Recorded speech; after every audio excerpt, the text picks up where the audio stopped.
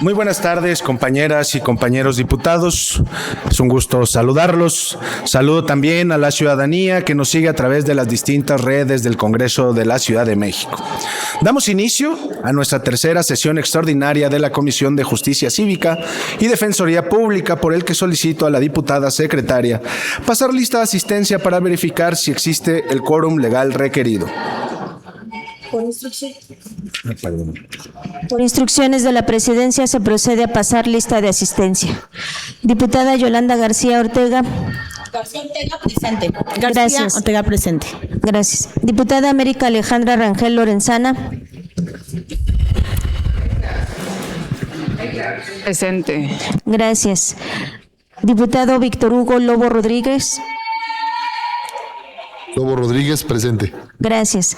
Diputado Mario Enrique Sánchez Flores. Mario Enrique Sánchez Flores, presente. Gracias. La de la voz, diputada Eliana Ivonne Sánchez, presente.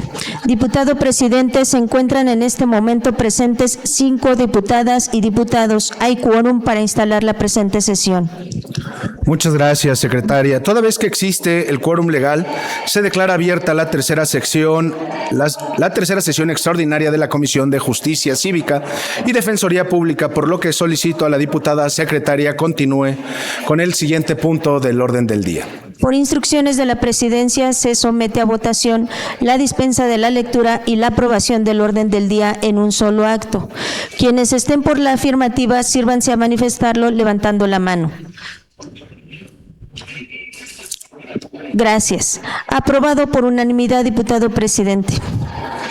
Muchas gracias, secretaria. Esta presidencia informa que toda vez que el orden del día les ha sido distribuido previamente, se somete a votación la dispensa de la lectura y la aprobación del orden del día en un solo acto. Por favor, secretaria.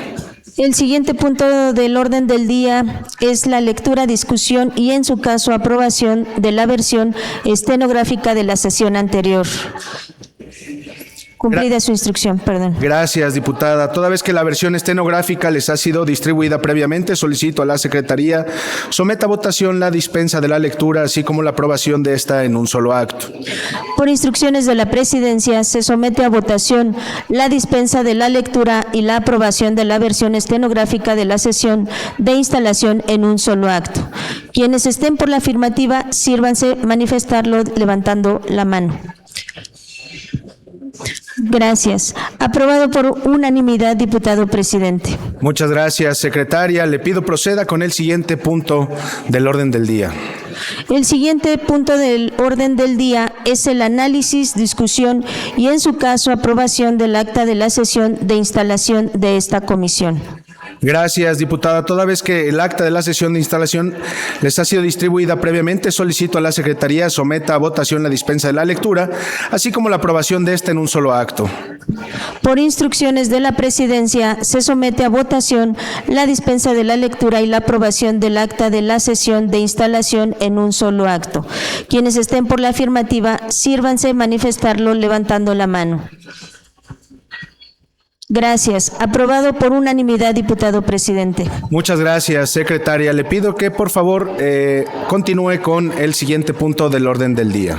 El siguiente punto del orden del día es la lectura, discusión y, en su caso, aprobación de la opinión de la iniciativa con proyecto de decreto por el que se adicionan diversas disposiciones del Código Penal para el Distrito Federal, así como se reforma la sexta ley de cultura cívica de la Ciudad de México en materia de género y acceso a una vida. 7. Libre de violencias para las mujeres, suscrita por la licenciada Clara Marina Brugada Molina, jefa de gobierno de la Ciudad de México. Muchísimas gracias, secretaria.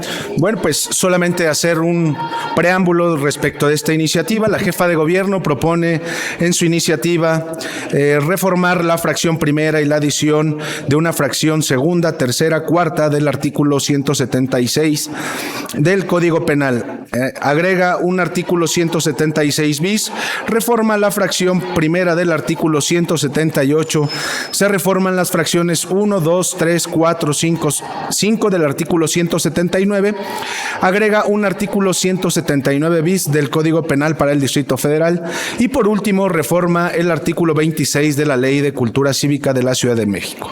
El objetivo de esta reforma es actualizar y fortalecer el tratamiento penal de la violencia familiar para reconocer su dimensión de género, ampliar los supuestos en los que ocurre y asegurar una protección más efectiva para las mujeres, modernizar el Código Penal para que se reconozcan las nuevas formas de violencia de género contra las mujeres y cumplir con los estándares internacionales de protección y erradicación de la violencia, modernizar y precisar el delito de la violencia familiar, integrando la perspectiva de género, reconociendo nuevas formas de violencia y relaciones para garantizar una protección más efectiva a las mujeres.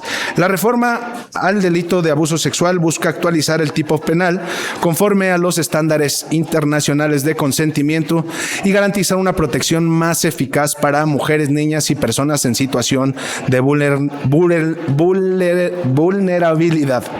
El nuevo artículo redefine con precisión las conductas constitutivas de abuso sexual, elimina interpretaciones subjetivas y supera la visión patriarcal que obliga a las víctimas a probar resistencia o daño emocional y establece agravantes específicas para abuso sexual sin unificarlas con las previstas para violación, ya que ambas conductas responden a dinámicas diversas de violencia sexual que requieren respuestas penales proporcionales y diferenciales. El objetivo también de la reforma a la Ley de Cultura Cívica es fortalecer la capacidad de la justicia cívica para intervenir de manera temprana previamente en conflictos familiares que afectan la dignidad y la convivencia pacífica, aun cuando no constituyen delitos, con el fin de evitar la escalada hacia formas más graves de violencia. Crear una respuesta temprana y proporcional a conflictos no delictivos, reforzando la prevención de la violencia y promoviendo la convivencia respetuosa en el ámbito familiar. Toda vez que la opinión de la iniciativa de referencia les ha sido distribuida previamente, solicito a la Secretaría someter a votación la dispensa de la lectura, así como la aprobación de este en un solo acto. Por instrucciones de la Presidencia, se somete a votación la dispensa de la lectura y la aprobación. Opinión de la iniciativa con proyecto de decreto por el que se adicionan diversas disposiciones del Código Penal para el Distrito Federal, así como se reforma la Ley de Cultura Cívica de la Ciudad de México en materia de género y acceso a una vida libre de violencias para las mujeres. Suscrita por la licenciada Clara Marina Brugada Molina, jefa de Gobierno de la Ciudad de México, en un solo acto. Quienes estén por la afirmativa, sírvanse manifestarlo levantando la mano. Aprobado por unanimidad, diputado presidente. Muchas gracias, secretaria. Le pido proceda con el siguiente punto del orden del día y se da la bienvenida también a la diputada Adriana. Muchas gracias, diputada. Con gusto, diputado presidente. El siguiente punto del orden del día son los asuntos generales, por lo que pregunto si hay alguno que desee incorporar algún punto. Diputadas y diputados.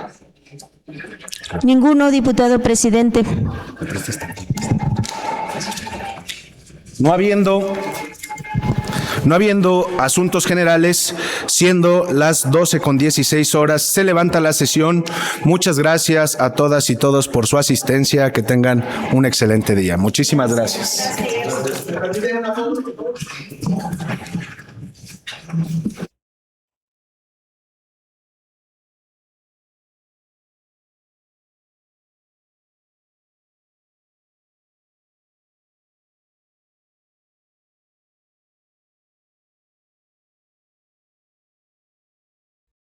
Ante la Comisión de Presupuesto y Cuenta Pública, presidida por la diputada Valentina Batres Guadarrama, compareció el titular del Tribunal Electoral de la Ciudad de México, Armando Ambriz Hernández, para solicitar los recursos correspondientes al paquete económico 2026. Durante la sesión, el magistrado explicó los recursos que requiere la institución para organizar los próximos procesos electorales con transparencia y certeza jurídica. En el área financiera, se inició la implementación de un sistema de control administrativo, con el cual hemos logrado obtener el 100% en el sistema de evaluación de la administración contable.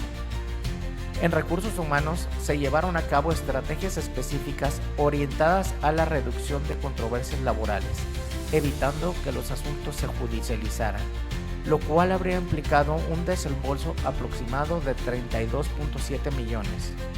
Con esta acción se logró un ahorro al erario por 23.7 millones, pues solo se erogó la cantidad de 9 millones de pesos. Posteriormente, la magistrada presidenta del Tribunal de Justicia Administrativa, Estela Fuentes, señaló la importancia de fortalecer el presupuesto del tribunal para agilizar la atención de casos y mejorar la impartición de justicia. Resulta obligado destacar que el Tribunal de Justicia Administrativa de la Ciudad de México es un órgano jurisdiccional con autonomía administrativa y presupuestaria para emitir sus fallos, encargado de dirimir las controversias que se suscitan entre los particulares y los actos de autoridad de la administración pública. Forma parte del sistema local anticorrupción y a partir de 2017 tenemos competencia para resolver los asuntos en materia de responsabilidades administrativas. Estas comparecencias forman parte del análisis que realiza el Congreso de la Ciudad de México rumbo a la aprobación del Paquete Económico 2026, una decisión que impactará directamente en el funcionamiento de las instituciones de justicia de la capital.